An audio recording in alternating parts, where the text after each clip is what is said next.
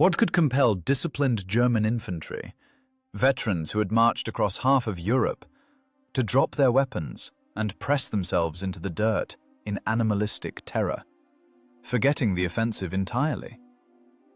Lieutenant Somov found a vulnerability not written in tactical textbooks.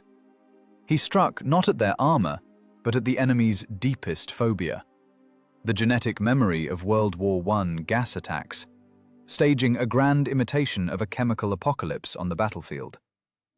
This is the story of how one tank, violating every conceivable prohibition and using special munitions for unauthorized purposes, created an illusion of death more terrifying than death itself. It is the story of why this incredible rescue, bordering on madness and crime, never made it into official history books, remaining only a legend whispered in officer smoking rooms. July 12, 1943. The Kursk salient. Noon. The sun stands at its zenith, turning armor into a scorching skillet. Inside the turret, the temperature has surpassed 120 degrees Fahrenheit, yet Lieutenant Somov feels cold. This cold has nothing to do with the weather. It is the chill of a grave that has just opened up on the map before his eyes. The village of Oktyabrskaya. On topographical sheets, it is just a point crossed by red and blue lines. In reality, it is a stone sack, a mousetrap, the spring of which has already been tripped. Major Korsun's 80th Battalion is pinned down in the low ground, 298 men. Infantry that has burrowed into the dry, cracked earth, hoping the earth will save them. They do not yet know what Engineer Somov sees. They do not see the whole picture. They hear only the whistle of bullets and the explosion of mortar shells. Somov sees the geometry of death.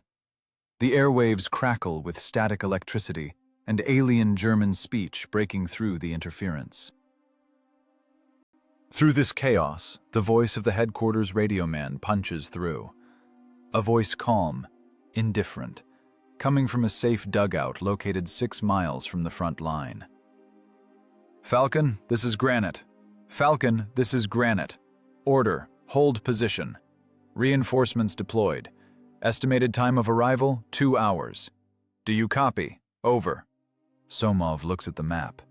His fingers, stained with oil and graphite, grip the pencil until his knuckles turn white. He is an engineer. His brain works not with emotions, but with vectors and numbers. He is used to trusting material resistance and ballistics, not hope.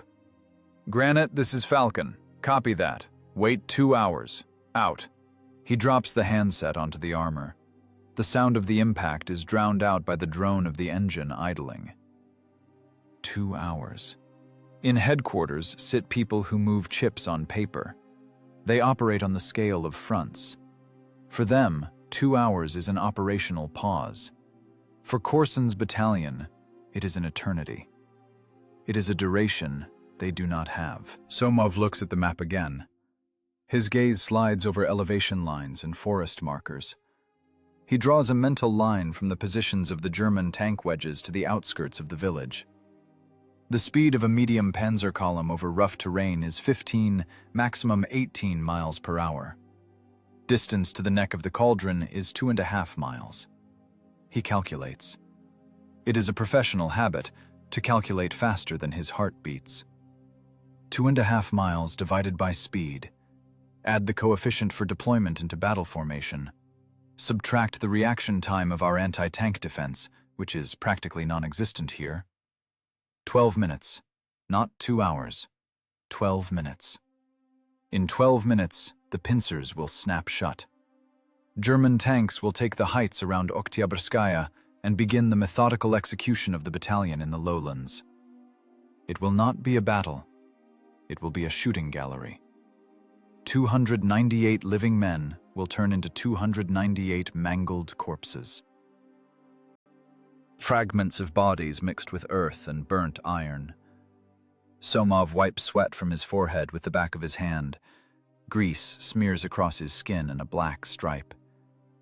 Inside the tank, it smells of heated metal, gunpowder fumes, and the sour scent of unwashed bodies. This is the smell of war, stripped of all romance. There is no place for heroism here, as it is painted on posters.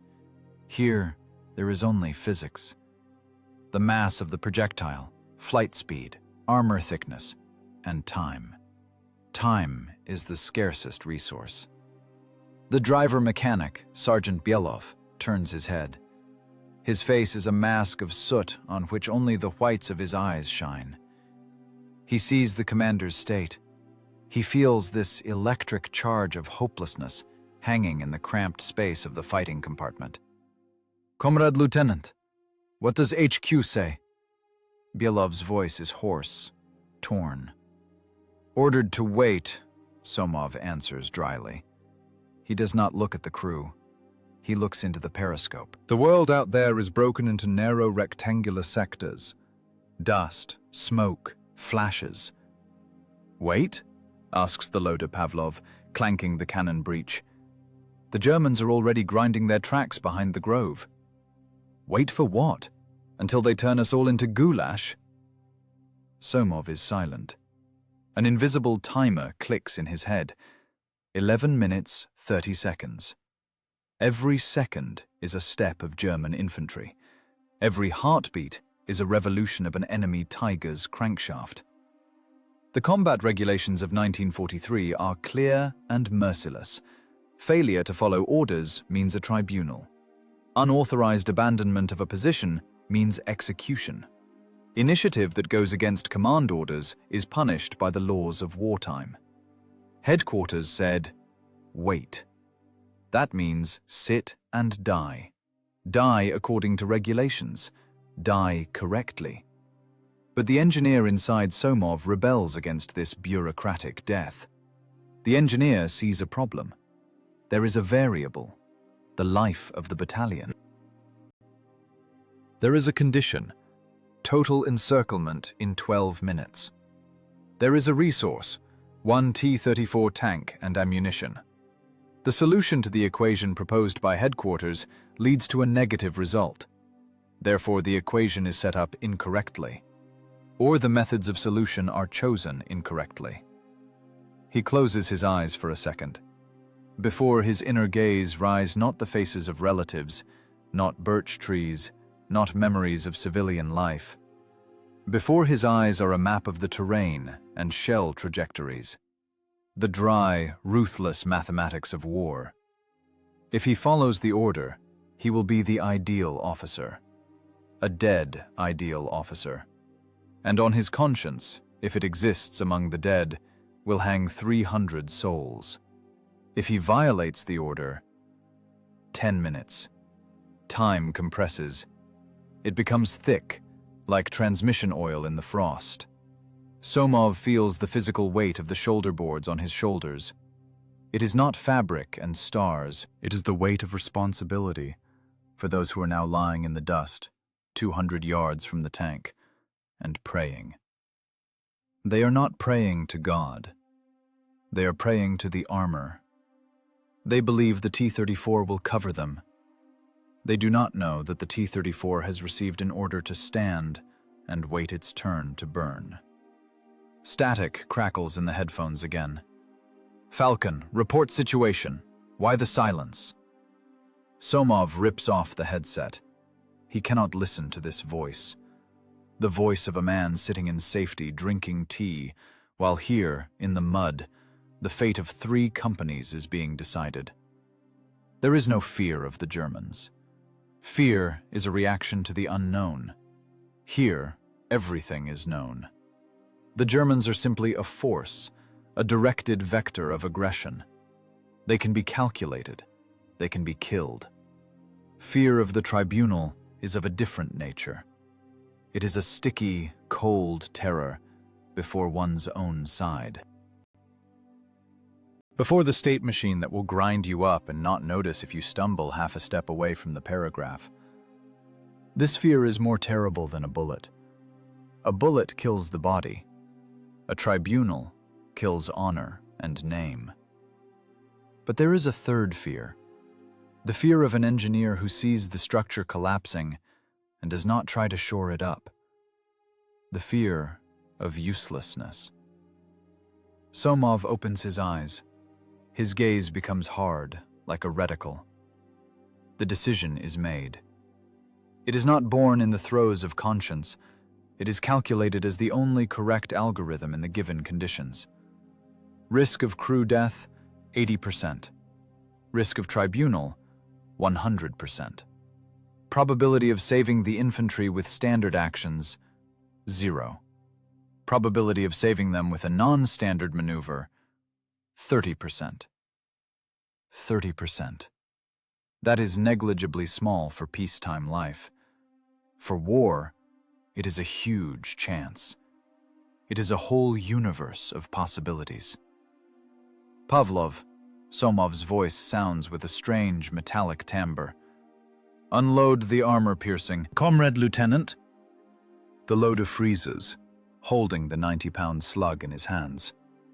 Unload, I said, barks Somov. Load DBF. Silence hangs in the tank. A heavy, ringing silence, drowning out the roar of the engine. DBF. Smoke shell. But not simple smoke. White phosphorus. Pavlov looks at the commander with wild eyes. He knows what this means. Everyone knows.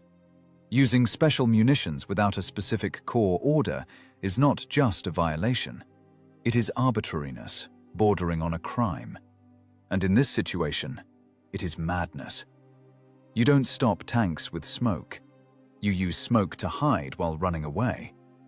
But Somov does not intend to run. He intends to bluff. He intends to play poker with death, holding a pair of twos against a royal flush.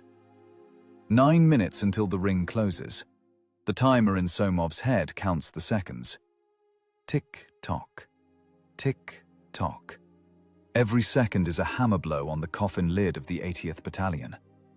Engineer Somov begins his operation. An operation without anesthesia. The operating room where this procedure was to be performed was a steel box a few cubic yards in volume. There was no sterility here. The unsanitary conditions of war reigned here. The air inside the fighting compartment had thickened so much it had acquired a taste. It was the taste of burnt diesel, gun grease, and sour, acrid human sweat. The fan droning above the cannon breech chased this hot suspension in a circle, bringing no relief, only creating the illusion of air movement. Lieutenant Somov looked over his instrument. The instrument consisted not of levers and sights, but of living flesh grown into mechanisms. The crew of the T-34 tank. 3 men whose biographies, habits, and hopes now had no meaning whatsoever. Only their function mattered, their output capacity. Driver-mechanic, Senior Sergeant Belov. His workspace down below, behind the partition, resembled the underworld. Belov's back was black with sweat and grease. His hands, resting on the steering clutch levers, seemed extensions of the rods. Belov did not drive the tank. He was its nervous system.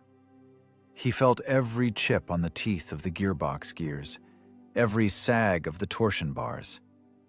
Belov had survived the Orel salient. He knew how to shift gears with a sledgehammer blow when the linkage jammed, and how to drive the machine on one working clutch.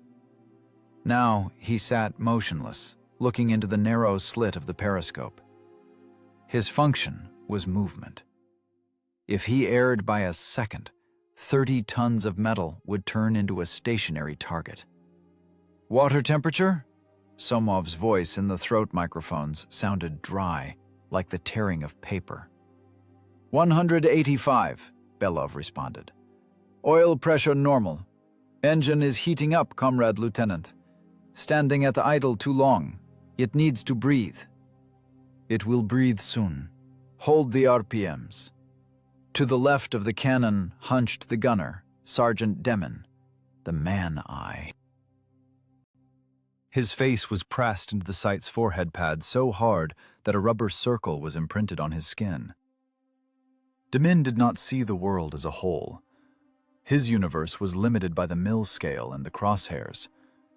He was a calm, phlegmatic guy from Siberia who could wait for a shot for hours without blinking. His task was to align the geometry of the trajectory with the geometry of enemy armor. Demin checked the aiming flywheels. Turret rotation, smooth. Barrel elevation, smooth. Slack taken up. The mechanism is ready for murder. Horizon clear, Demin reported. No targets observed in direct fire zone. Reference point 2, burned shed. Reference point 3, lone birch tree. Distance to birch, 1,800. And the third element of the system. Loader, Private Pavlov, the youngest. He had barely turned 19, but he looked 40. Broad shoulders, hands accustomed to heaving weights. Pavlov was the muscle of the crew. His work did not require higher mathematics. It required animal endurance. Grab a shell from the rack, turn, ram it into the breech, remove the hand so recoil doesn't tear it off, repeat until the ammunition runs out or life ends. Now Pavlov was nervous. His fingers fingered the bases of casings in the rack on the floor of the fighting compartment. He sensed the commander was planning something that did not fit into regulations. Somov looked at them. He was 31 himself. By infantry standards, an old man. By tanker standards, a long liver. He was an engineer to the marrow of his bones. He was used to evaluating structural reliability. The structure called crew was working at the limit of fatigue stress. Fear was present, but it was driven deep inside, under the cortex of the subconscious, turning into fuel for reflexes. The lieutenant's gaze slid over the ammo racks. High explosive fragmentation, armor piercing, subcaliber. Death packaged in steel cylinders. Each shell was an argument and a dispute with the enemy.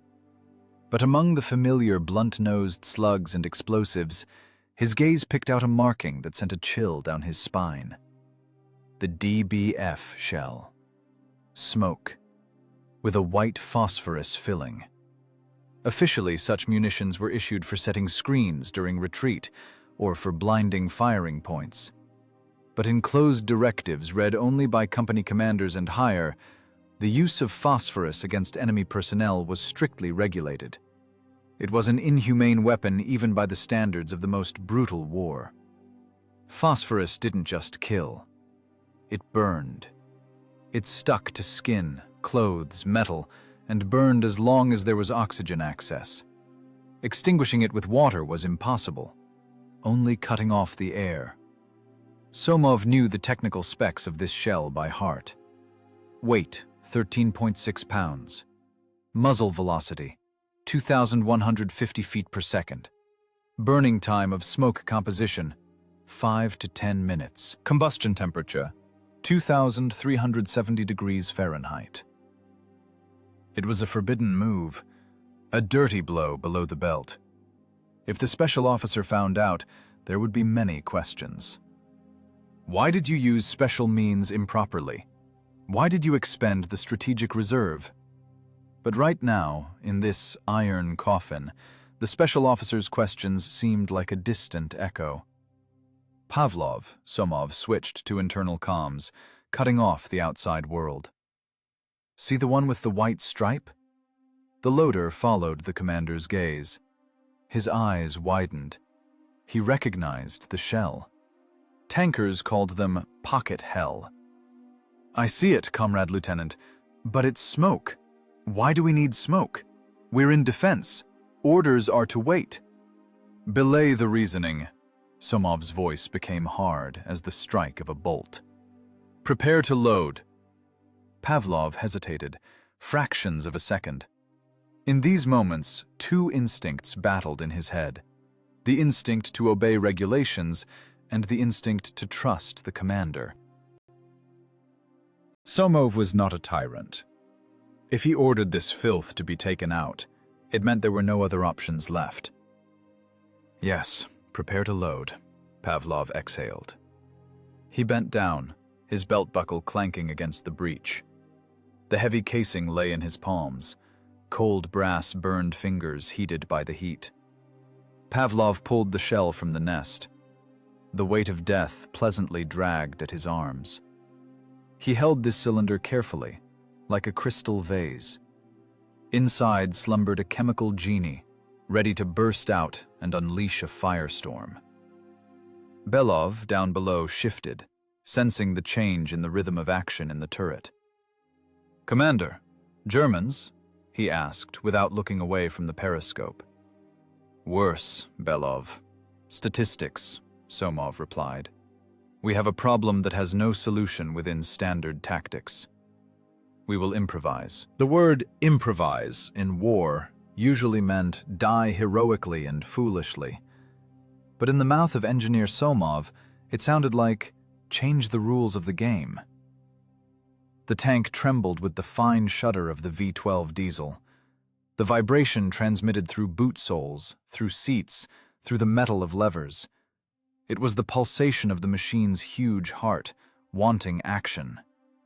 It was not created to stand in bushes and wait to be burned from a distance of a mile. A tank is an offensive weapon, a breakthrough weapon. Somov looked at his watch. The hand relentlessly bit off sectors of the dial. 8 minutes. They had 8 minutes left before the trap snapped shut. The crew was ready. They were primed like that shell in Pavlov's hands, nerves taut to ringing. Fear had turned into cold concentration. Now they were not just men. They were components of a mechanism that Lieutenant Somov intended to run at full power. A mechanism running on a mixture of diesel, blood, and desperation. "Pavlov, ram it!" commanded Somov. Clank. The sound of the closing wedge breech rang in the cramped turret like a pistol shot to the temple. The shell was in the chamber. There was no way back. Now, only the firing pin and the casing primer stood between them and the tribunal. Somov adjusted his helmet, feeling a drop of sweat run down his temple. He had chosen his argument. Now it remained to present it to the enemy. The shell with index D562 lay in the breech tray.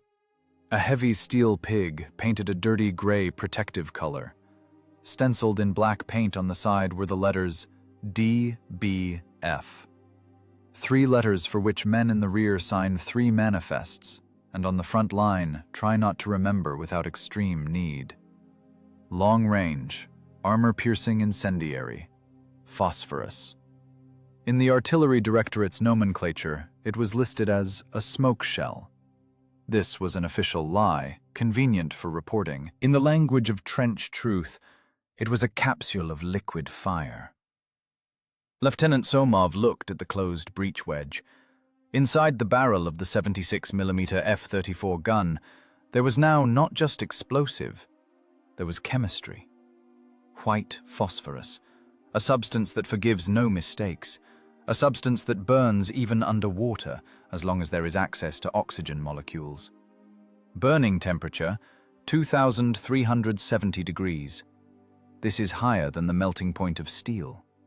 Human flesh, upon such contact, does not just burn, it evaporates, leaving behind only greasy black ash and a sweetish smell that is impossible to forget. The regulations of 1943 were written in the blood of the failures of 41 and 42. They were rigid as a concrete pillbox. Any deviation from the norm was interpreted as sabotage or cowardice. The use of special munitions without a direct order from the corps commander, in this case General Rodmistrov, was equated to arbitrariness. Arbitrariness in a combat situation resulting in the expenditure of strategic reserves was a guaranteed tribunal. Article 58.14, Counter-revolutionary sabotage. Or Article 193, failure to obey an order. The result was the same. execution before the formation, or a penal battalion, where life is measured in the minutes of the first attack. Somov knew these paragraphs by heart. He was an engineer, and regulations for him were technical documentation, just like the operating manual for the V-12 engine. But now a variable appeared in his internal equation that the regulations did not account for. Conscience. Conscience is an irrational value. It cannot be measured in joules or pounds. But it was precisely this that weighed on his shoulders heavier than the armored hatch. The lieutenant understood. If he did not give the order to fire, he would remain clean before the law. He would save a valuable shell. He would fulfill the order to wait. And in 7 minutes, 298 people would turn into ground meat under the tracks of German tigers. His conscience would be clean on paper, but black in fact. If he fired, he would save people, but he would become a criminal. It was a choice between two types of death: physical death for the battalion and civil death for himself. Somov chose. He looked at the loader's back. Pavlov was breathing heavily, wheezing. In the cramped turret, saturated with the smell of fear and machine oil, every movement seemed slowed down. Pavlov knew what they had just loaded. He saw the marking. DBF. Tankers feared these shells. If an enemy slug hit the ammo rack, ordinary high explosives detonated instantly, granting a quick death. Phosphorus, if its seal was breached inside the tank, turned the machine into a slow-acting crematorium. The crew burned alive, unable to extinguish the flames eating into skin and lungs. "Comrade Lieutenant," Pavlov's voice trembled. It was not fear of the enemy. It was a superstitious terror of the forbidden weapon. "If they find out, we'll be court-martialed. It's emergency reserve, untouchable." "Cut the chatter!" Somov's voice clanged like metal on metal. He had no right to show doubt. The crew had to see in the commander not a reflecting intellectual, but a decision-making function, a rigid, unyielding function. "The responsibility is on me. Your job is to load. My job is to think." Somov lied. Responsibility lay on everyone. If they survived, the special officer would interrogate everyone. "Who loaded? Who saw the order? Why didn't you report the commander's criminal order?" Pavlov would become an accomplice, Belov an accessory, Demin an executor. Somov was dragging them into a conspiracy, binding them with one rope, at the end of which dangled the military prosecutor's noose. But there was no other way. Inside the turret, it became unbearably quiet. Even the roar of the diesel seemed distant background noise. In this silence, the ticking of the watch on the lieutenant's wrist was distinctly audible. The second hand chopped time into small segments. Tick. Tock. 6 minutes to contact. Somov pressed against the commander's panoramic sight. He saw the field of the future battle. Flat as a table, the steppe was crossed by a tree line. The wind was blowing from them toward the German positions, 10 to 16 feet per second. Ideal conditions for a chemical strike. The wind would carry the white cloud straight into the trenches, into the vision slits of German tanks, into the lungs of enemy infantry. It was physics. Aerodynamics and meteorology placed in the service of murder. "Demin," commanded Somov. "Site 12. Lead half a figure left. Target, edge of the forest, grid 1480. The gunner turned the flywheels. The turret smoothly, with the barely audible whine of the electric drive, traversed the barrel. Site 12 set. Target in crosshairs. Somov closed his eyes for a second. He imagined what would happen a moment after the shot. The shell would fly 1¼ miles. The fuse would trigger on impact with the ground or tree branches. The casing would crack open, and the white phosphorus would react with the air. It would not be an explosion in the usual sense. It would be the birth of a new atmosphere. A poisonous, opaque, burning atmosphere. The thought of the Geneva Convention, of the rules of war, flashed through the engineer's mind. But these thoughts immediately shattered against reality. Here, near Kursk, there was no Geneva. Here was the village of Oktyabrskaya, and here was an enemy who knew no pity. Pity is a luxury of peacetime. In war, there is only expediency. Using phosphorus in this situation was a bluff.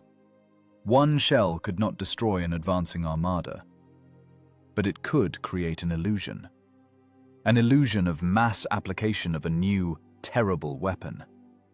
An illusion that the Russians were ready to burn everything alive, just not to retreat. Fear is also a weapon, and Somov intended to strike with fear. "Pavlov, report readiness!" "Ready!" shouted the loader, recoiling from the breach and pressing his back against the armor to avoid being hit by the recoil. "Fire!" This scream was the point of no return. A word that crossed out regulations and signed a sentence. But simultaneously, it signed a pardon for 298 infantrymen in dirty trenches. Somov did not feel like a hero. He felt like an accountant balancing a bloody ledger. Debit, 1 shell and an officer's career. Credit, a battalion of living people. The balance was in favor of life. The engineer's gaze became cold and empty. Out there, beyond the armor, German soldiers were people too. They had mothers, children, letters in breast pockets. In a few seconds, they would know hell. But it was their choice to come here. Somov's choice was simpler, to protect his own. At any cost. Even at the cost of his own soul. The gunner's hand lay on the electric trigger. His finger twitched, taking up the slack. The contact closed. An electric impulse ran along the wires to the primer bushing. Conscience fell silent. The artillery began to speak. 16:15 hours. The impulse reached the primer. The detonation of the powder charge in the casing occurred in a fraction of a second, creating a pressure of 2,500 atmospheres. The shell, weighing over 13 pounds, was pushed out of the barrel with a muzzle velocity of 2,150 feet per second. The tank shuddered. 30 tons of steel rocked back on the suspension as if struck in the forehead by a giant hammer. The recoil devices hissed, absorbing the energy of the shot, returning the barrel to its original position. The casing flew out of the breach with a clatter, hitting the guardrail and rolling across the floor, exuding acrid, blue-gray smoke of burnt gunpowder. But the crew did not look at the casing. All attention was riveted to the periscopes. The shell's flight over a distance of 1¼ miles took just over 3 seconds. 3 seconds of absolute radio silence when the heart skips beats. 1. The shell passes the trajectory's apex. 2. The shell begins its descent, driven by gravity. 3. The instantaneous fuse hit the dry earth 30 feet from the edge of the forest where the German chain was deploying. It was not the familiar explosion of a high-explosive shell throwing up a fountain of black earth and shrapnel. It was the opening of a chemical capsule. The shell burst, and the contents instantly reacted with the oxygen in the air. A white flash, blindingly bright, like magnesium. And then, the explosive expansion of a cloud. Thick, dense, milky white smoke rushed in all directions, forming tentacles like the arms of a giant octopus. Pieces of burning phosphorus flew out in a fan, burning through grass, leaves, and the uniforms of those who were too close. The temperature at the epicenter jumped to 2,300 degrees. The air trembled. "Impact!" shouted Demon, glued to the sight. "Bracketed!" Somov saw it through the panoramic sight. The effect exceeded the expectations of ballistic tables. The wind, blowing at 16 feet per second, caught the white cloud and drove it straight at the German positions. A wall of fog 30 feet high moved toward the enemy, hiding the horizon behind it. For a German infantryman raised on father's stories about World War I, creeping white fog meant only one thing. Not a smokescreen, not a maneuver. It meant death coming through the lungs. Gas. This fear was hardwired into the genetic code of the European soldier. Ypres, 1915. Chlorine, phosgene, mustard gas. Blindness, suffocation, coughing up one's own lungs in pieces. In the German trenches, organized and deadly dangerous just a second ago, the chemistry of panic began. "Gas! Gas alarm!" This cry, distorted by terror, was not audible in the tank, but Somov saw its consequences. The advancing chain broke. Figures in field gray, who had just been attacking with robot-like methodicalness, suddenly threw themselves to the ground. They did not shoot.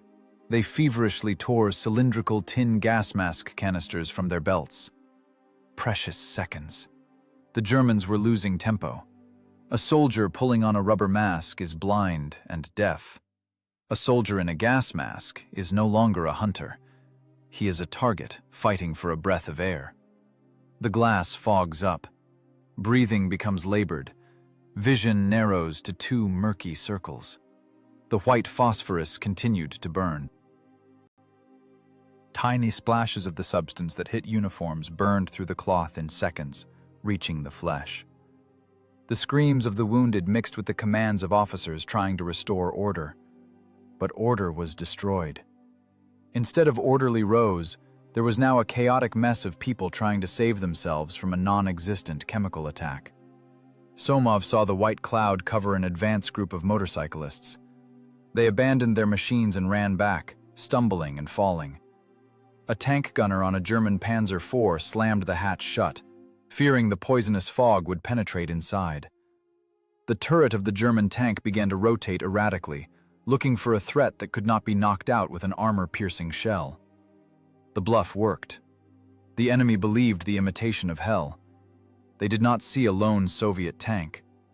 They saw the beginning of a massive chemical preparation, to be followed by the strike of an entire army. No one would waste scarce special munitions for the sake of one platoon. That meant the Russians had concentrated large forces here. The logic of the German officer worked against him. "Pavlov, another one," commanded Somov. "Same spot. Solidify the effect." The loader was already holding the second shell. Now his movements were faster. Fear of the tribunal had receded to the background. In the foreground was adrenaline. They saw the enemy, just ready to destroy them, falling into a stupor. Clank of the breech. "Ready! Fire!" The second shot landed slightly to the left of the first, widening the smoke front. Two clouds merged into one solid veil. Now a wall of white phosphorus, 200 yards wide, stood before the village of Oktyabrskaya. Through this whiteness broke orange flashes of combustion, giving the picture the look of an infernal landscape. Somov switched his attention to his watch. 1 minute passed. 1 minute won. Inside the tank, breathing became harder. The fan could not cope with pumping out powder gases. Eyes stung, throats scratched. But this was a trifle compared to what was happening out there, 1.25 miles away. Chaos reigned there. The Germans stopped firing at Korsun's battalion. All their firepower went silent, suppressed by the animal instinct of self-preservation. Enemy artillery spotters, blinded by smoke, could not give targeting coordinates. Mortar batteries stopped lobbing mines into the low ground, fearing hitting their own men thrashing in the fog. "Demon, high explosive!" Somov's voice was dry and calculating. At reference point 2, blind fire. Make noise. Let them think artillery prep has started. High explosive up! The engineer inside the lieutenant rejoiced. He had hacked the system. He introduced false data into the enemy's equation, and the German military machine began to output errors. A glitch in the battle management system. Delay in decision-making. Loss of initiative. The wind continued to drive the phosphorus west. White flakes settled on the armor of German tanks, on infantry helmets, on dry grass. Fire spread. It was no longer just a smoke screen. It was a fire growing with every second. Somov imagined the face of the German battalion commander. He was probably shouting into the radio right now, demanding explanations from intelligence, demanding chemical protection gear, demanding a retreat. He did not know that a single crew, violating every conceivable instruction, was playing against him. He thought an entire division that had decided to violate the Geneva Convention was fighting against him. Fear has big eyes. And right now, those eyes were watering from acrid smoke. "Mechanic, short burst forward," commanded Somov. "Poke out of the revetment, give a burst from the bow gun, and back. Simulate an attack." "Got it, Commander." The tank lunged forward. Tracks bit into the soil. The T-34 popped up onto the crest of the height, becoming visible to the entire front for a second.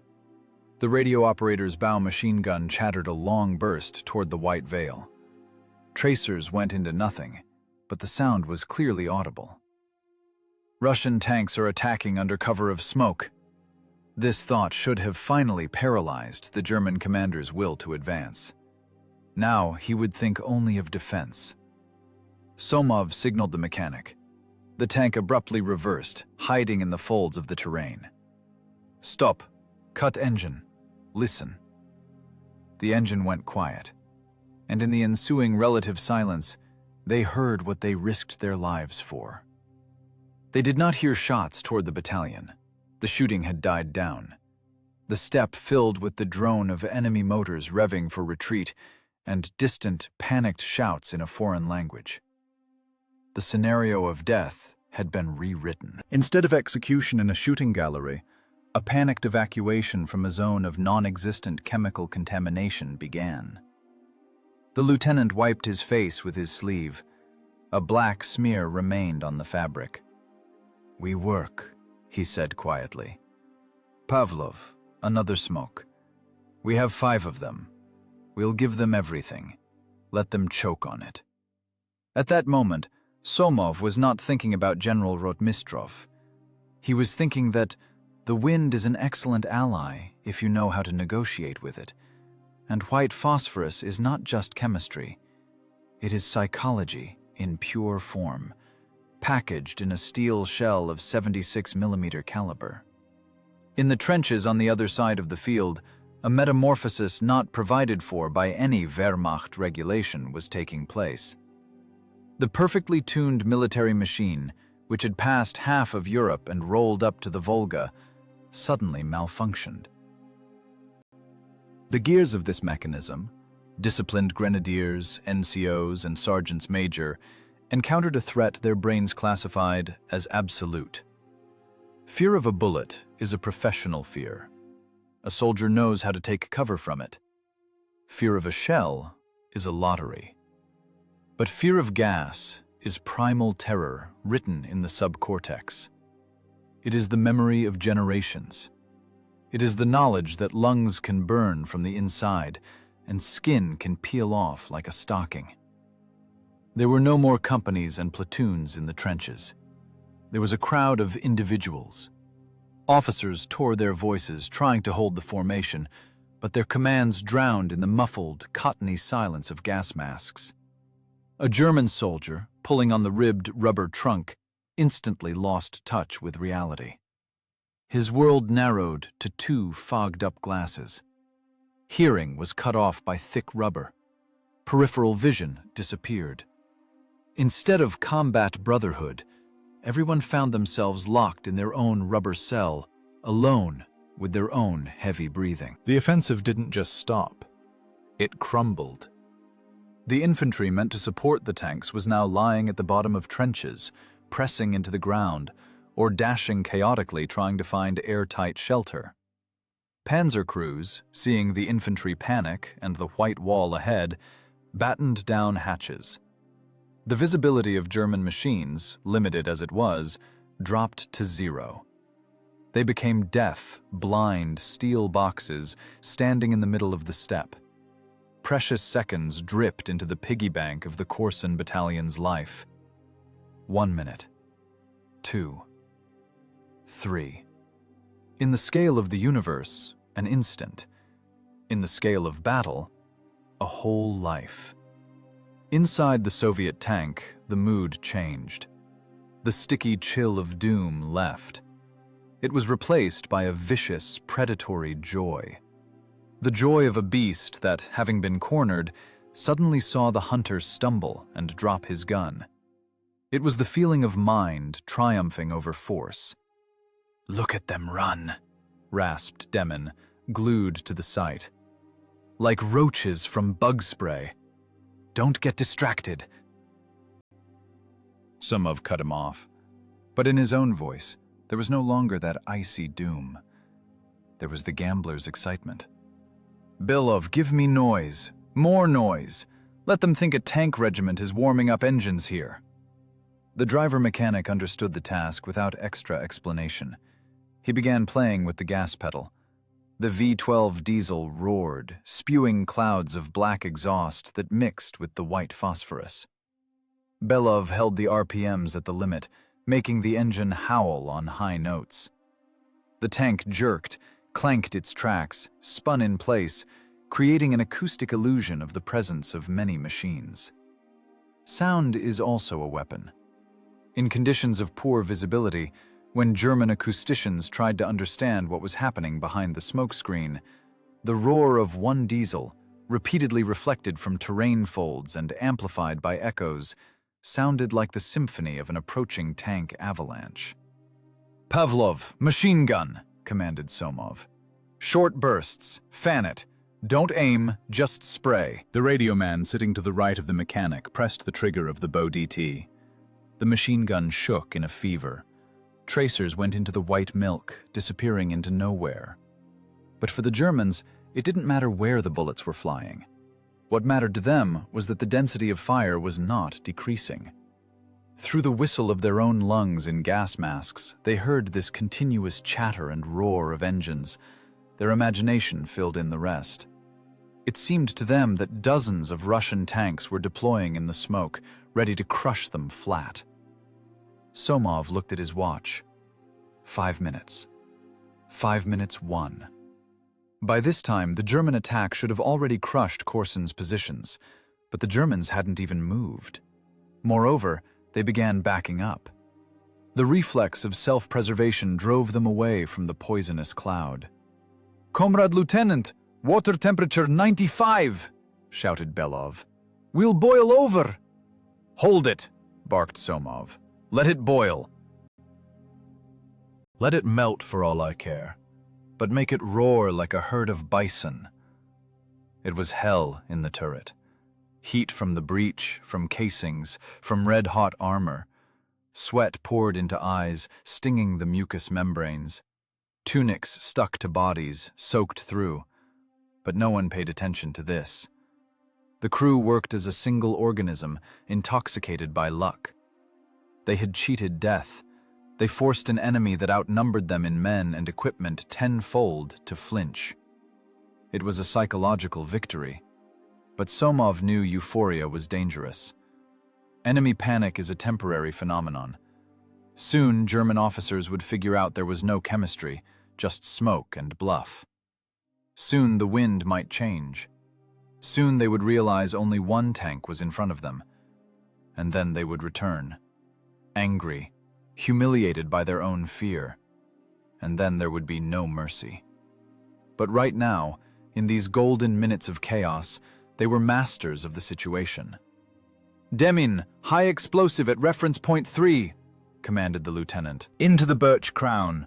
Let shrapnel rain from above." Shot. Explosion in the tree branches. A deadly rain of metal crashed down on those trying to lie low in the bushes. The screams of the wounded amplified the general picture of catastrophe. Somov imagined the map of combat operations. The red arrows of German strikes, which 10 minutes ago confidently aimed at the center of Oktyabrskaya village, were now blunted and curled into knots. Korsun's battalion got what it lacked most: time. Time to understand that they were not in a mousetrap, but in a corridor punched for them by one crazy engineer. "Belov, back!" Somov's command was sharp. "Change position. 50 yards left, into the ravine. Don't let them zero in on the sound." The tank jerked from its spot, kicking up clods of earth. Maneuver. Movement is life. A static target on the battlefield lives 3 minutes. A maneuvering one, as long as there is fuel and luck. They continued their dance. A saber dance on the edge of the abyss. The white phosphorus burned out, leaving behind scorched bald spots and acrid fog. But the fear sown in the German trenches burned brighter than any phosphorus. German infantry, stunned, blinded, and disoriented, lost the will to advance. Wehrmacht commanders reported to HQs about the Russian use of unknown chemical weapons and a massive tank counterattack. The Bluff succeeded. Now came the hardest part. Turn this bluff into a rescue. Ensure the people's exit from the sack before the enemy came to their senses. Somov looked at his men again. In their eyes, there was no longer the question, "What are we dying for?" In their eyes appeared the answer, "We live to kill them." And this was the main achievement of these 5 minutes. Fear was gone. Work remained. The hard, dirty, deadly dangerous work of war. "Pavlov, how many smokes left?" asked Somov, though he remembered the count to the unit. "2, Comrade Lieutenant, and 3 high explosives. Armor-piercing rack is full. Save the smoke. We'll need it for the finale. Meanwhile..." "Demin, see flashes on the right. Machine gun nest woke up. Snuff it." The turret turned. The gun barrel swayed predatorily, feeling for the target. Now they weren't just stalling for time. They were snapping back. Snapping back viciously and accurately. The T-34 tank ceased to be a victim. It became an active player, dictating its rules on this patch of scorched earth. And a mile behind, in the dirty trenches of the battalion, Major Korsun raised his head. He didn't hear shooting at his positions. He saw a white cloud in the distance and heard the roar of a tank engine working for 10. And he understood. Someone up there gave them a chance. Someone opened the door that was bolted by death. And this chance had to be used immediately. 16-20 hours. The window of opportunity, punched by white phosphorus and audacity, threw itself open. But in the engineering of war, any opening tends to collapse. Time is elastic. When you lie under fire, it stretches infinitely. When you need to run 400 yards through mud plowed by shells, it compresses into a point. Major Korsun's battalion had exactly 12 minutes. This is the estimated time while the German fire control system reboots after shock. While Wehrmacht officers set their soldiers' brains straight and force them to remove gas masks, while the smoke clears. 12 minutes is 720 seconds. The price of every second is a human life. In the low ground where the battalion lay, movement began not by whistle, but by instinct. Major Korsun, dirty with a bandaged head, rose first. He didn't shout, "For the motherland." He had no strength for slogans. He simply waved his hand toward the smoke screen, toward where the engine of Somov's T-34 roared. "Let's go!" The rasp tearing from his throat was quiet, but everyone heard it. "Rush! Don't leave the wounded!" The infantry stood up, 298 men. It was a grey, earthy mass of people merged with the landscape. They had no formation. There was the biomechanics of survival. Feet shod in tarpaulin boots slid on greasy black earth. Mud stuck to soles in 2-pound weights, changing the kinematics of running. The most terrible thing in a retreat is the wounded. In staff statistics, they are sanitary losses. On the battlefield, they are anchors. A wounded man weighs more than a dead one. He goes limp, he screams, he clings to life and to comrades. 4 healthy men must carry 1 wounded man. The arithmetic of retreat is merciless. Every wounded man takes 4 shooters out of the fight. Soldiers spread out rain capes. Canvas soaked with moisture became sleds. On them, they laid those who could not walk. Dragging. Through craters, through bushes, through broken brick.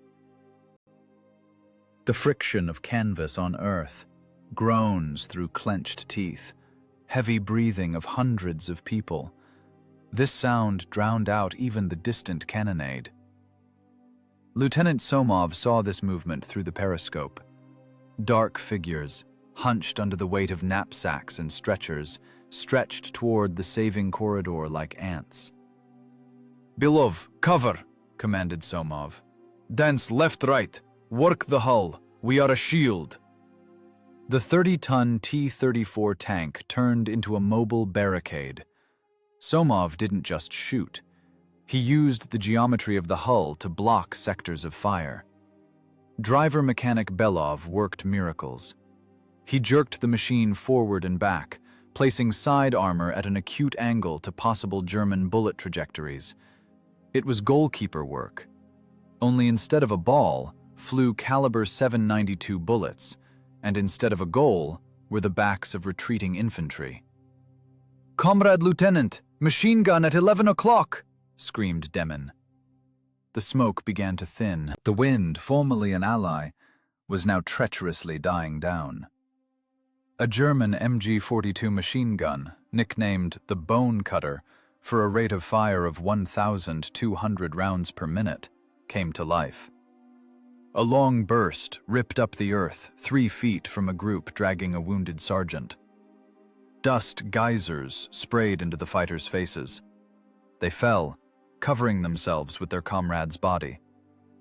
"Crush him!" Somov's order outpaced thought.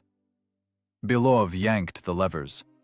The tank jumped forward, exposing frontal armor to the lead rain. Bullets drummed on the sloped sheet, striking sparks. The sound was as if someone threw a handful of dried peas into an empty bucket, only amplified hundreds of times. Ricochets whined into the sky. The tank covered the people with itself. The steel hull became the only reality separating them from death. "Pass! Faster!" yelled Pavlov through the open hatch, though no one could hear him over the engine roar. He leaned out to his waist and waved his hand, urging the infantry on. Somov saw the faces of soldiers running past the tracks. These were faces of old men, though many were not even 20.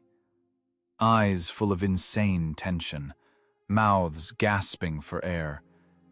They didn't look at the tank with gratitude. They had no time for feelings. They looked at it as a fulcrum, as the only solid ground in this shifting world. One of the fighters dragging the edge of a rain cape slipped and fell face down in the mud. The stretcher tilted. The wounded man groaned dully. The tank loomed over them, shielding from flank fire. A track clogged with mud spun a 1.5 feet from the fallen man's head. "Get up! Get up, damn you!" rasped his partner, pulling the strap. The fallen man rose, spitting black slime.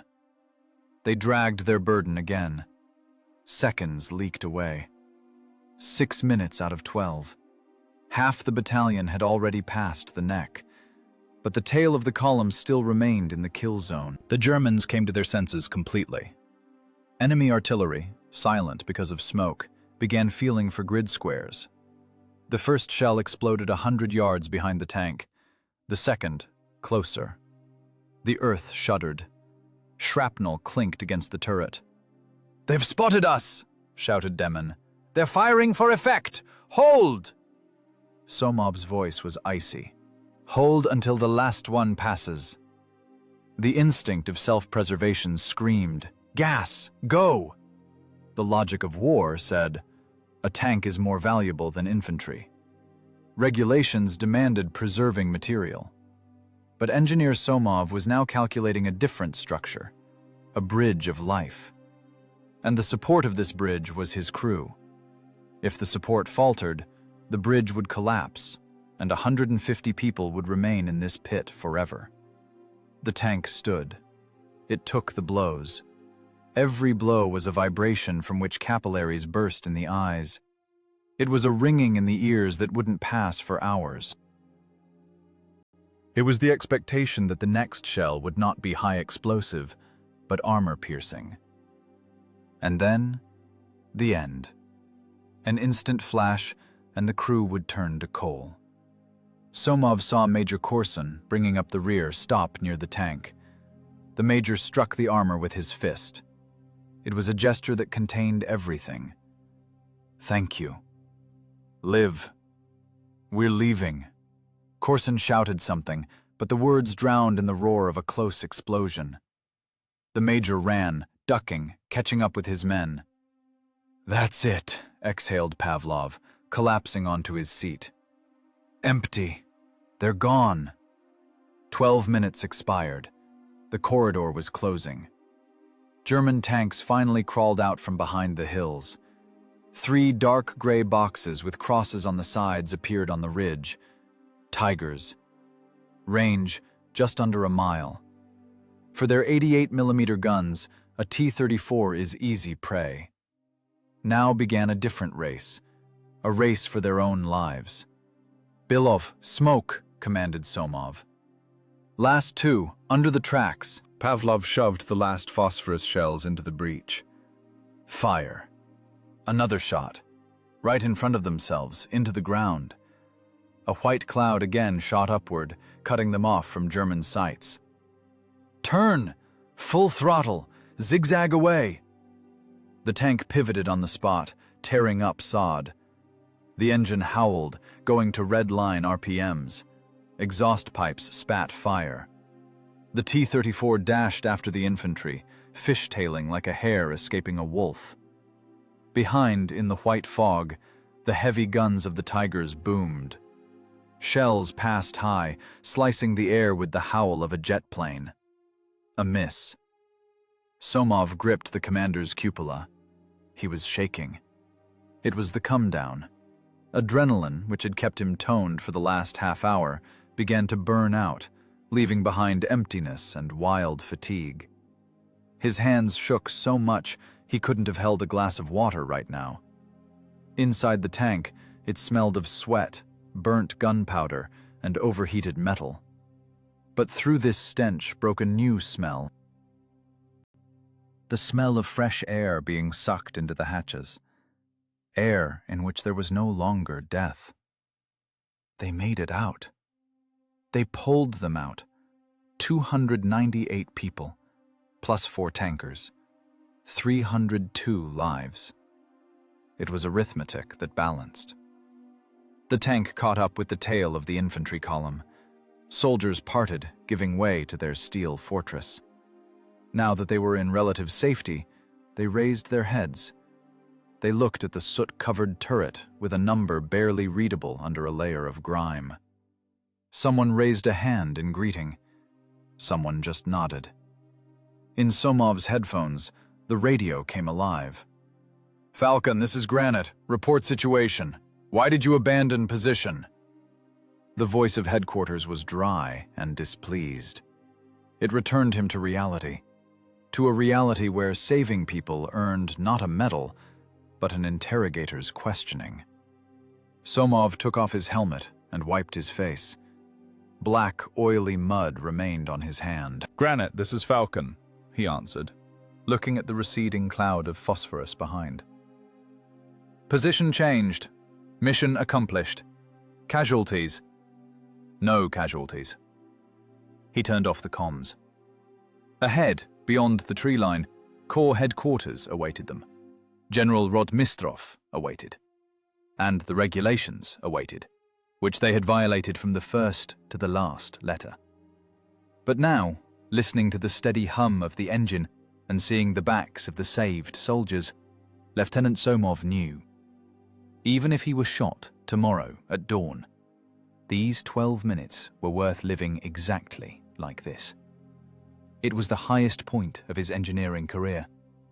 He had designed and built life where, by all blueprints, there should have been death. July 17th, 1943. Silence can be louder than artillery cannonade, especially if it is silence in an investigator's office where an officer's fate is being decided. War in the field smells of burning and blood. War in headquarters smells of cheap tobacco, ink, and sealing wax, and this smell frightens more than the stench of rotting corpses in no man's land. Because one can hide from a bullet in a crater, but there is no shelter from a paragraph of regulations. The headquarters of the 3rd Guards Tank Corps was located in a surviving hut on the edge of a village. Windows were tightly draped with rain capes, creating eternal twilight inside. On a table covered with a green tablecloth, a kerosene lamp burned, illuminating a map, an ashtray full of butts, and a folder with a personnel file. Lieutenant Somov stood before the table. He was shaved, collared liner fresh, tunic washed of grease, but no soap could take the blackness ingrained in his pores. The engineer's hands, accustomed to holding a slide rule and control levers, now hung along his body by the seams. Regulations required standing at attention, and he stood, like a monument to himself. At the table sat 2 men, Lieutenant General of Tank Troops, Pavel Alexeyevich Rodmistrov, a legend, a man who thought in tank armies. His face was tired, eyes inflamed from lack of sleep. Next sat the head of the political department, Colonel Zhdanov, a man function, dry, fit, with a face as if hewn from gray granite. His fingers slowly leafed through the report sheets, and this rustle of paper sounded in the silence like the sound of a bolt action. "Lieutenant Somov," Zhdanov's voice was devoid of emotion. It was the voice of protocol. "Do you confirm that on July 12th, while in the area of Oktyabrskaya village, you unilaterally made a decision to use special munitions of type DBF?"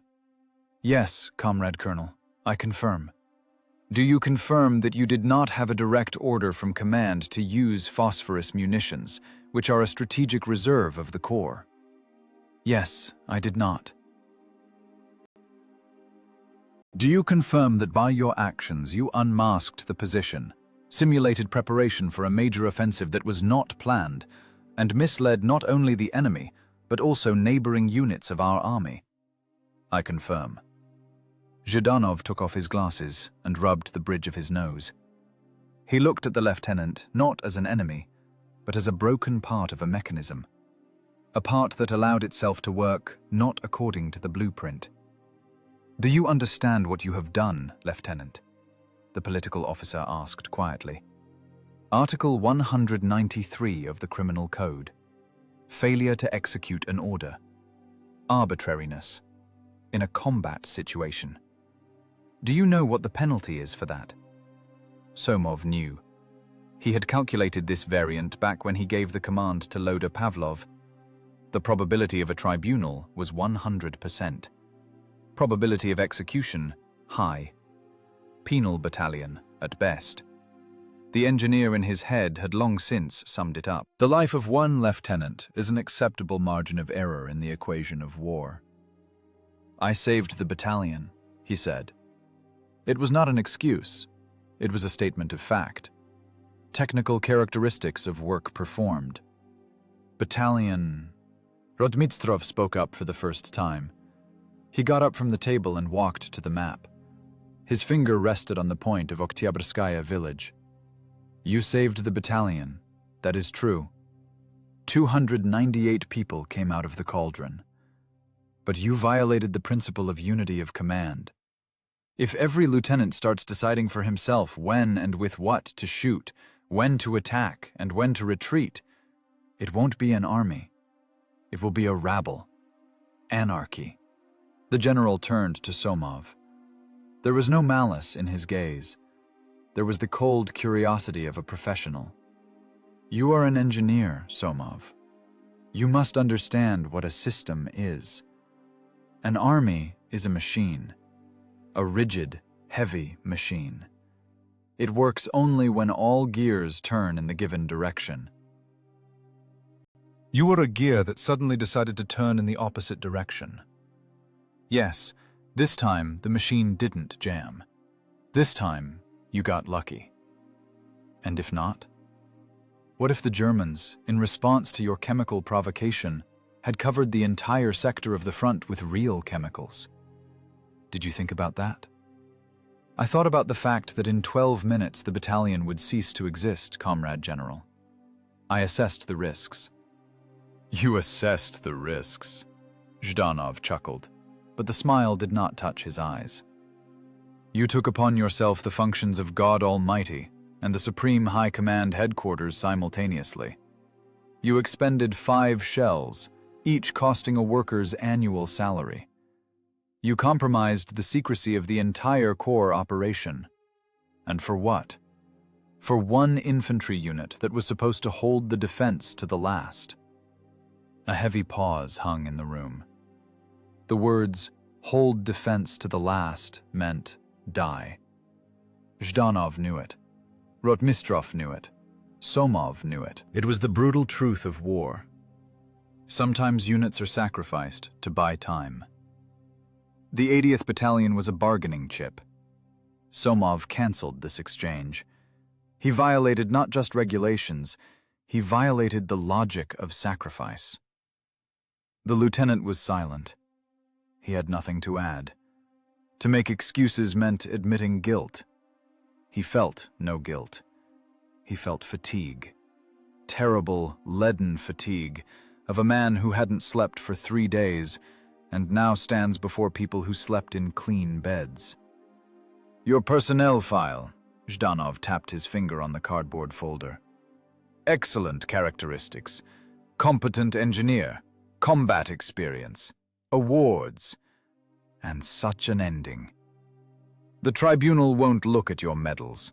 The tribunal will look at the facts. Fact 1. Violation of subordination. Fact 2. Misuse of special means. Fact 3. False report on the air. You didn't report that you were engaging in combat. You were silent. I was working, Somov answered briefly. You'll work in a penal battalion, Zhdanov cut him off. Atone with blood, if you live to the first attack. Rotmistrov walked to the window and moved the edge of the blackout curtain. A bright beam of summer sun hit the crack, dust motes dancing in it. Life outside the window continued. Somewhere, motors hummed, someone laughed, an accordion played. There was life out there, which Somov had gifted to 300 people. Here, in the semi-darkness, paper death reigned. Leave us, Colonel, the general said unexpectedly. Zhdanov raised an eyebrow in surprise, but didn't argue. He gathered the papers into a stack, looked sternly at Somov, and left, carefully closing the door behind him. 2 remained: commander and lieutenant, general and engineer. Rotmistrov sat on the edge of the table, violating subordination. He took out a cigarette case, removed a paparosa, mashed the tobacco with his fingers. Smoke, Lieutenant, he offered, extending the case. I don't smoke, Comrade General. Correct. Health must be preserved. It belongs to the state. Rotmistrov struck a match. Blue smoke floated to the ceiling. You understand that Zhdanov is right. By the letter of the law, you must be tried and shot in front of the formation so others don't get clever. Regulations are written in blood. Every line is someone's death. You decided you're smarter than the regulations. No, sir. I decided the situation required a non-standard solution. Regulations don't describe all variations of events. Regulations are the base, but combat is an equation with many unknowns. Equation? The general grinned. You look at war as mathematics, but war is also politics and psychology. Your trick with smoke made noise. Germans are still writing in reports that we used a new weapon. Berlin is hysterical. Our allies are asking questions. You raised a wave, Lieutenant, a wave that rolled all the way to Moscow. Somov was silent. He didn't think about Berlin and Moscow. He thought about Major Korsun, whose hands shook when he shook his hand. About the eyes of soldiers who looked at the tank like an icon. That was reality. And waves in politics are an abstraction. I could send you to court, Rotmistrov continued, looking the lieutenant in the eye. And my conscience would be clear. You are a violator. But there is one nuance. Winners are not judged, Lieutenant. Oh, how they are judged. But sometimes the result justifies the means. The general fell silent, finishing his smoke. In the office hung a silence in which it was decided whether Somov would live or die. It was a moment of truth. A moment when a man with big stars on his shoulder boards weighed on the scales of history the life of one smart guy and the lives of 300 soldiers. 298 people, Rotmistrov said thoughtfully. Almost a full-strength battalion. Experienced fighters. Not replacements from schools, but seasoned wolves. For the coming offensive, every such fighter is worth his weight in gold. You saved me a combat unit, Somov. That's a plus. A fat plus. But you created a precedent. That's a minus. Rotmistrov extinguished the butt in the ashtray. With a sharp movement, he straightened up, turning back into the Iron General. Go, Lieutenant. Wait in the corridor. We'll decide your fate within the hour. Somov turned over his left shoulder, crisply by regulations. Yes, wait in the corridor. He left the office. The door closed, cutting him off from the source of power. In the corridor sat an adjutant who didn't even raise his head from the typewriter. Somov leaned his back against the log wall. His legs buzzed. His heart beat evenly, steadily. The engineer had done everything he could. Now other mechanisms were working. Mechanisms of power, the logic of which defied calculation on a slide rule. He closed his eyes and saw the white cloud of phosphorus again. A beautiful, terrible cloud. If this was his last invention, it was worth it. In the headquarters corridor, time flowed thickly, like tar. Lieutenant Somov stood by the wall, studying cracks in the log frame. The adjutant at his desk continued to type, and the clack of keys resembled the beats of a metronome, counting down the last minutes of the engineer's career, and possibly life. Suddenly, the door from the street flew open with such a crash that the adjutant jumped in his chair. In the doorway appeared a figure that seemed a foreign element in this clean atmosphere of headquarters, smelling of paper and cologne. It was Major Korsun, commander of the 80th Battalion. He looked as if the Kursk earth itself had risen and taken human form. His tunic was not just dirty. It was soaked with sweat and dust so much that it became stiff as sandpaper. On the left sleeve, blood had baked into a brown stain. His head was bandaged with a dirty rag from under which matted hair stuck out. But most terrifying were the eyes. Sunken, surrounded by black circles, they burned with the feverish fire of a man who just returned from the other side and discovered injustice happening on this one. The major didn't report to the adjutant. He didn't even look at him. He saw Somov. For a second, his hard, wrinkle-scarred face twitched. He stepped toward the lieutenant, and Somov felt the heavy smell of burning emanating from the battalion commander. "Alive, engineer?" Corson asked hoarsely. "Standing?" "Standing, Comrade Major. Waiting for the decision." "Waiting." Corson spat to the side, but immediately checked himself. "We'll speed up this waiting right now." He yanked the handle of the general's office door. The adjutant jumped up, trying to block the way. "Comrade Major, not allowed. The commander is in a meeting." Corson pushed him aside with his shoulder like an empty casing. Easily, without looking. "I have a meeting too. With conscience." The door flew open.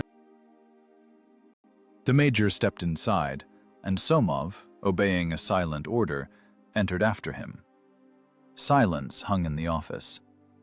General Rotmistrov and Colonel Zhdanov turned their heads. Corson's appearance was a violation of every conceivable norm of subordination. Bursting in on a corps commander in such a state, without reporting, that's the guardhouse. But Corson was above the guardhouse right now. He brought with him trench truth, which is always heavier than parquet truth. "Major Corson!" Zhdanov's voice was full of indignation. "What is the meaning of this? Why in such a state? Have you forgotten regulations?"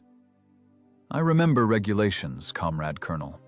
The major's voice sounded hollow, like from a barrel. He walked to the table and leaned on it with his fists, leaving dirty marks on the green felt. "Regulations say a commander is obligated to preserve personnel. I came to report on the fulfillment of this point." Rotmistrov was silent.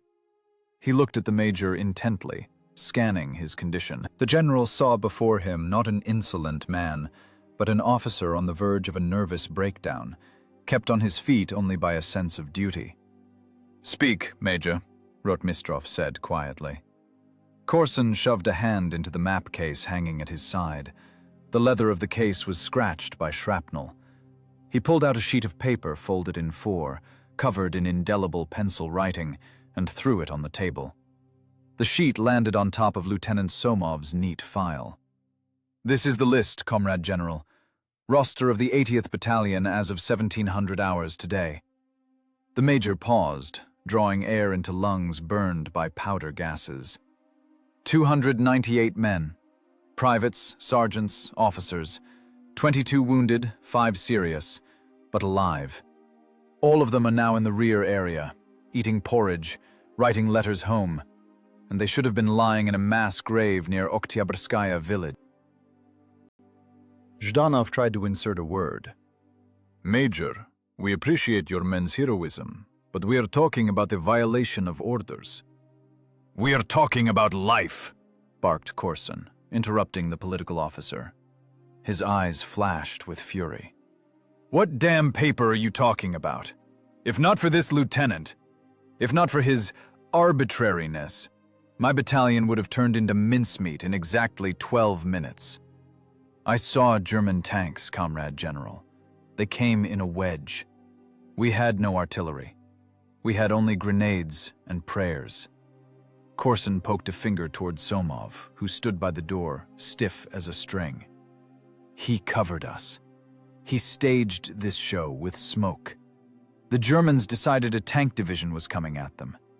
They crapped themselves, Comrade General. I saw their vaunted infantry run. They dropped machine guns. And while they ran in gas masks, my boys got out, dragged wounded on rain capes. And his tank..." The major's voice trembled. He swallowed a lump in his throat. His tank stood like a breakwater, covered with its side, took shrapnel. They didn't leave until my last fighter crawled into the tree line.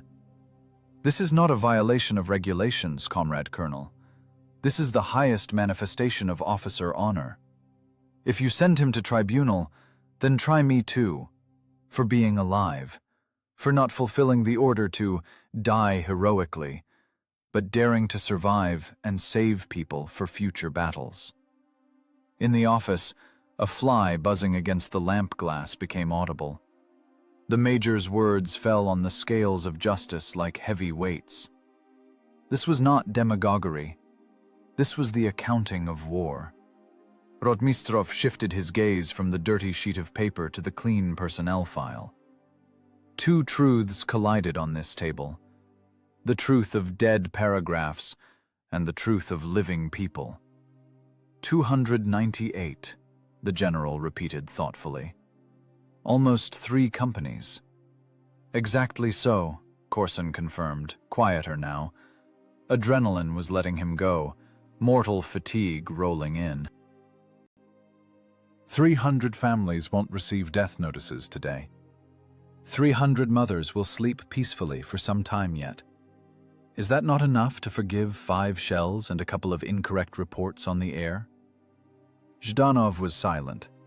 He was a party worker, a guardian of ideological purity and discipline. But he was not a fool.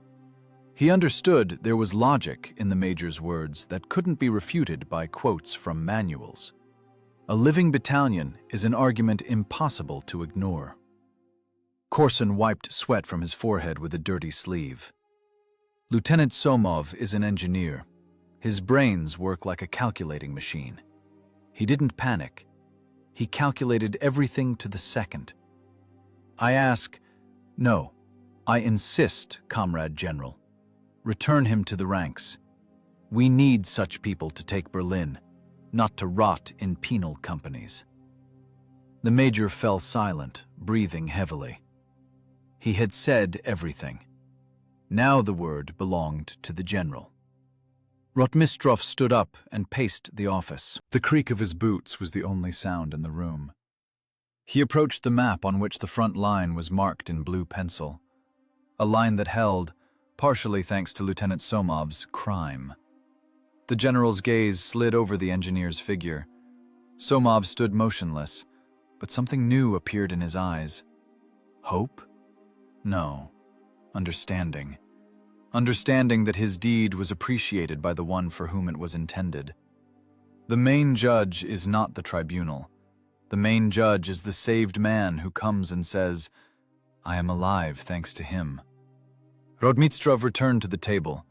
He took the sheet brought by Corson and carefully placed it in the folder with Somov's file.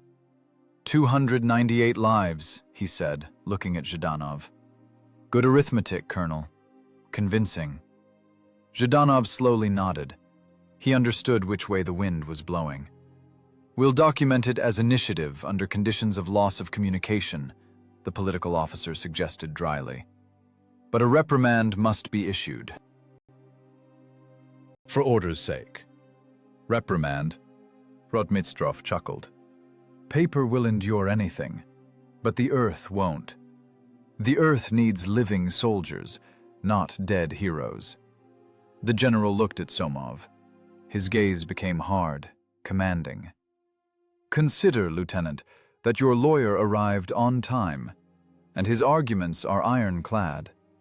Corson exhaled, his shoulders slumped. He became just a mortally tired major again, dreaming of only one thing: to fall and sleep. But he won this fight. The fight for his savior. Thank you, Comrade General, Corson wheezed. Go to the medic, Major. Patch yourself up. You look like the devil, grumbled Rotmistrov, but a warm note slipped into his voice. Corson nodded to Somov, a short, manly nod, without words. In this movement, there was more gratitude than in all the award citations of the world.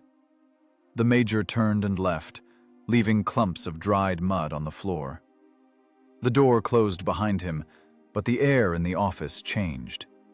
It cleared. Now it smelled not only of ink, but also of truth. Lieutenant General Rotmistrov walked to the table and picked up the folder with Lieutenant Somov's personnel file. Thin cardboard inside, which lay a man's biography, school, characteristics, award sheets, and this last, not yet filed, report on violation, which could have become the last page. The general weighed the folder in his hand. It was light. A man's life in war weighs no more than a few sheets of paper and a drop of ink. But on the other scale, invisible but tangible, lay 298 lives Major Corson had just shouted about. The physics of war is cruel. The law of conservation of energy operates in it. For someone to survive, someone must take a hit. Somov took the hit on himself. He put his career and head under the tribunal's axe to deflect the blow from the infantry. Rotmistrov, being a tanker to the bone himself, understood the mechanics of this exchange. It was a deal with fate at an inflated rate. "Comrade Colonel," the general addressed Zhdanov without looking at him, continuing to drill Somov with his gaze. "We have two paths, the path of law and the path of war. By law, I must rip the shoulder boards off this lieutenant and send him to court. And the law will be right. Discipline is the cement of the army. If it crumbles, the building collapses." Rotmistrov paused. In the silence of the office, the ticking of the wall clock was audible. The pendulum swung. Left, execution. Right, life. "But there is the path of war," the general continued, throwing the folder on the table. The sound of the impact was dull and final. "War does not tolerate rigidity. The Germans are losing to us not because they have bad tanks. They have excellent machines. They are losing because they act according to instructions. But the Russian soldier acts according to the situation. Initiative, Colonel, is what distinguishes an officer from an autoloader." Zhdanov slowly took off his glasses and began wiping the lenses with a piece of chamois. He was an old Bolshevik, accustomed to party discipline, but now he saw before him not an ideological dilemma, but a personnel task. "Initiative is punishable," Pavel Alexeyevich, the political officer, noted dryly. "But lack of initiative at a critical moment is punishable by the death of the entire unit. I suppose we can qualify the lieutenant's actions as justified operational risk." "Justified risk," repeated Rotmistrov, tasting the words. "Sounds good. Staff-like." The general stepped towards Somov. The distance between them shrank to 1.5 feet. The lieutenant saw the web of red veins in the commander's eyes, saw wrinkles cut by sleepless nights of the greatest tank battle in history. Rotmistrov was not a kind uncle. He was a tough, pragmatic military leader who knew how to count losses in thousands. "Listen to me, engineer." The general's voice became quiet and hard as steel. "You performed a miracle. You pulled people back from the other side. That is a fact. Winners are not judged if their victory is real, not on paper. But remember, this is not an award. This is a pardon." Somov stood motionless. He understood the difference. An award is recognition of merit. A pardon is recognition of guilt, with cancellation of punishment. He was granted life, but not relieved of responsibility for breaking rules. "If you had made a mistake," Rotmistrov continued, and metal cut into his voice, "if you had burned the ammo for nothing, and the battalion perished anyway, I would have shot you personally, with my own hand, for stupidity and wastefulness. You walked the razor's edge, Lieutenant. You got lucky. The wind blew in the right direction. The Germans turned out to be more cowardly than we thought. The stars aligned. But don't think it will always be so. Luck is an inexhaustible resource." The general returned to the table, took the violation report, and slowly, with a crunch, tore it in half. Then he folded the halves and tore them again. Scraps of paper fell into the tin bin by the table. "No paper, no case," summarized Rotmistrov. "But carve it into your memory. Regulations are written not to stop you from fighting. They are written so you know what to push off from when you make the decision to die or win. You pushed off and jumped over your head. Good job. But breaking your neck would have been easier than pie." Somov felt a spring inside him uncoil, compressed to the limit for the last 3 days. Death, which stood behind his left shoulder in the guise of a prosecutor, reluctantly retreated. Instead, life stood behind his right shoulder. Harsh, dirty, heavy life of a frontline officer. "Colonel Zhdanov, write off the ammunition as training practice or combat expenditure while repelling an attack," the general threw to the political officer. "Come up with wording. You know how to put words together. And the crew. Recommend the crew for courage medals." "And the commander?" asked Zhdanov, taking out a pen. "And the commander." Rotmistrov chuckled. The commander received the main award. He remained in the ranks. An initiative-taking officer is worth hundreds of obedient blockheads, Colonel. We need such men. We still have the Dnieper to cross. The general turned to Somov again. "Tank operational?" "Yes, Comrade General. Needs ammo resupply and fuel. Mechanism normal." "Mechanism?" Rotmistrov shook his head. "You're like a mechanism yourself, Somov. Go, return to your unit, clean yourself up, and tell your Major Korsun not to burst in on me like a highway bandit again. Next time I'll put both in the guardhouse." "Yes, we'll tell the Major," Somov barked out. "About face!" The lieutenant performed the turn, crisply, drill style. Boot heels clicked on the wooden floor. He walked to the exit, feeling with his back the heavy gaze of 2 men who had just solved his equation in favor of life. In the corridor, the adjutant looked at him with undisguised surprise. He expected to see a prisoner under escort, but saw an officer walking out a free man. Somov walked past without lingering. He had nothing to say to the staff. His language was the language of diesel and ballistics, and here they spoke the language of intrigues and paragraphs.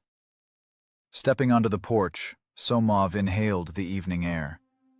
The sun was setting, painting the horizon a blood-red color. Somewhere far away, to the west, artillery began grumbling again. The Battle of Kursk continued. A gigantic meat grinder ground up divisions, but one small cog of this machine avoided disposal today. He was saved not because he was innocent. He was saved because he was useful. General Rotmistrov, for all his toughness, possessed the wisdom of a man who knows the price of professionals. He understood. A dead hero is a monument, but a living engineer is a weapon. And at that moment, a weapon was needed more than monuments. Somov walked down from the porch. In the shadow of the fence sat Major Korsun, smoking a hand-rolled cigarette. Seeing the lieutenant, he didn't ask questions. He simply held out the tobacco pouch. "Want one?" the major asked. "Don't smoke," Somov answered mechanically, but then stopped. "Actually, let's have it. Just once." He took a pinch of coarse tobacco, clumsily rolled a goat's leg.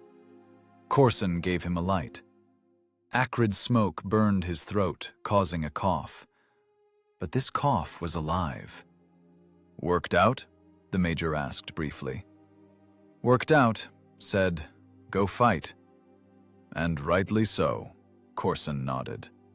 "Smart man, Rotmistrov. Understands that regulations are regulations, but you need a head on your shoulders." They sat silently for another minute. Two men who survived hell. An infantry major and a tank lieutenant. Between them, there were no more ranks and subordination. There was a bond sealed with phosphorus and blood. "Tomorrow, back into the fire," said Corson, looking at the sunset. "Germans won't calm down that easily." "Let them come," Somov answered. "I still have ideas." The engineer switched on again. Emotions receded. In his head, diagrams, numbers, armor slope angles began to spin. There was no fear. There was understanding. The system malfunctioned, but the system corrected itself. Common sense defeated bureaucracy. It was a rare victory, perhaps more important than taking a height. Somov threw the unfinished cigarette and crushed it with his boot. "I have to go, Comrade Major. Crew is waiting. Tank needs fueling." "Go, engineer. Go." Lieutenant Somov strode toward the tank park. His figure dissolved in the twilight, becoming part of the war landscape. He was returning to his element, to where life was measured in millimeters of armor and seconds of shell flight. To where he was not a defendant, but the creator of his own cruel reality. July 18th, 1943, began not with fanfares, but with the familiar cough of a cold diesel. Lieutenant Somov's crew returned to the routine of war. In this routine, there was no place for reflection on saved souls. There was only work, cleaning the barrel, tensioning tracks, loading ammo. A tank is a gluttonous beast that demands service every hour to grant the crew a chance at life in the needed minute. War digested their deed and moved on. The crew's history scattered into fragments, like the fates of millions of other people caught in the millstones of the Eastern Front. Justice in war is a statistical concept. It guarantees no happy ending for heroes. Loader Pavlov, the very one who, with trembling hands, rammed forbidden phosphorus into the breach, did not live to see victory. He remained forever at the crossing of the Dnieper in the autumn of '43. Direct hit by an aerial bomb. Not even a dog tag remained of him, only an entry in the irrevocable losses list. Driver-mechanic Belov, the virtuoso of levers, burned in Hungary in '45, 2 months before the end of the war. His T-34 was set alight by a Panzerfaust from the basement of a Budapest house. He couldn't open the jammed hatch. Gunner Demin returned home an invalid, leaving a leg near Warsaw. Lieutenant Somov survived. The engineering habit of calculating risks preserved him better than armor. He passed through fire, changing machines, losing friends, but keeping inside that cold core which once forced him to break regulations for the sake of life. He finished the war in Berlin, signing a soot-covered column of the Reichstag with a piece of chalk. But his signature was short, without dates or ranks, just a surname. After the war, the smoke bluff tactic did not enter official textbooks. Generals don't like it when lieutenants teach them to fight not by the rules. But in officer smoking rooms, in tank schools, this case was passed from mouth to mouth as a legend. The Somov option. That's what they whispered. The art of winning not by force, but by audacity and intellect. Somov didn't write memoirs. He became a tactics instructor at a military academy. Cadets feared his subject. Somov didn't demand rote memorization of paragraphs.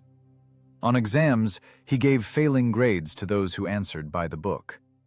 Regulations are the foundation, he would say, tapping a pointer on a board covered in diagrams. But you build the house yourself. In battle, there are no correct answers. There are the living and the dead. Your task is not to be correct. Your task is to be effective. The gray-haired colonel with a mesh of wrinkles etched into his hands like grease taught young lieutenants the main thing: to think. To think faster than a shell flies. To assess the situation not by the map, but by gut feeling. and not to fear taking responsibility. He never told them about the village of Oktyabrskaya, but every time, dissecting the topic, tank actions in encirclement, he paused and added, "Sometimes the best shell is your conscience, and the best armor is the people you saved." Decades passed. Time erased the trenches of the Kursk salient from the face of the earth. Fields plowed by tracks and iron became overgrown with grass and grain. Craters turned into small ponds. Iron rotted or went to scrap. But memory has a property of crystallizing into granite and metal.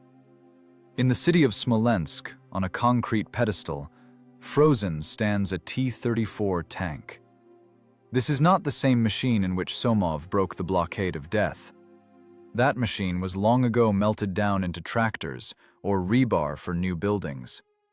But this monument is a symbol. Its turret is proudly raised to the sky. The gun barrel looks west, to where trouble came from. People pass by it every day. Children climb on the armor, not understanding that this cold green steel was once a red-hot furnace. Newlyweds lay flowers at the tracks, not thinking that these links churned bloody mud. For the majority, it is just a monument, a historical artifact, an object of the urban landscape. But if you get closer and place a palm on the armor, you can feel not the cold of metal, but the vibration of time.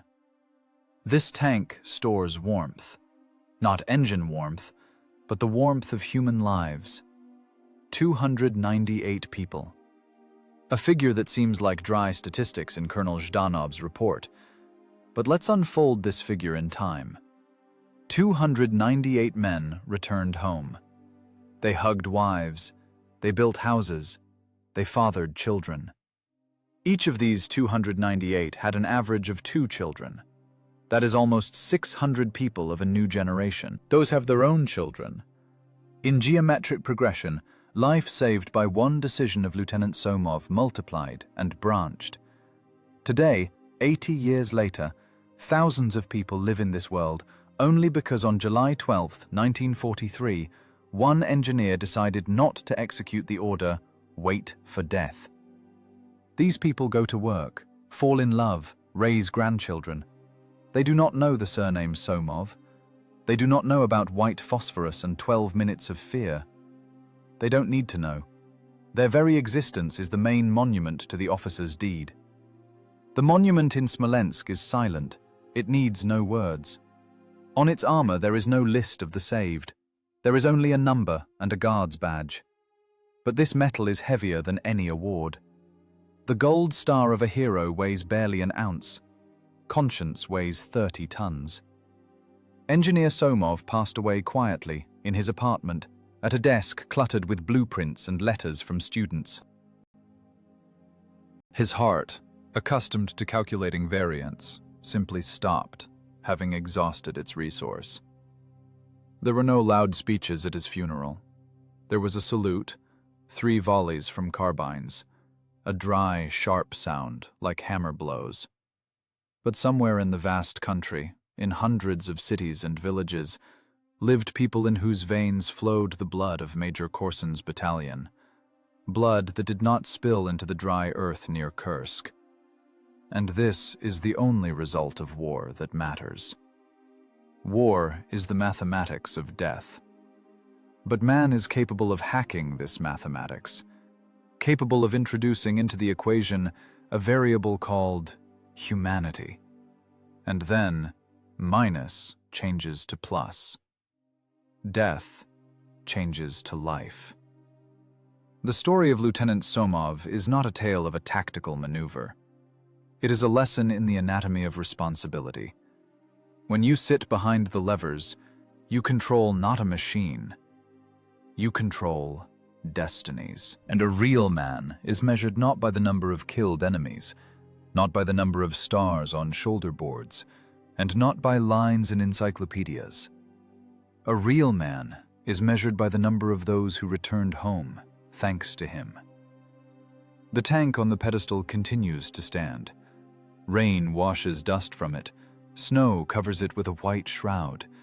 The sun heats its armor. It stands as an eternal sentry, guarding a simple truth. As long as there are those like Somov, humanity has a chance.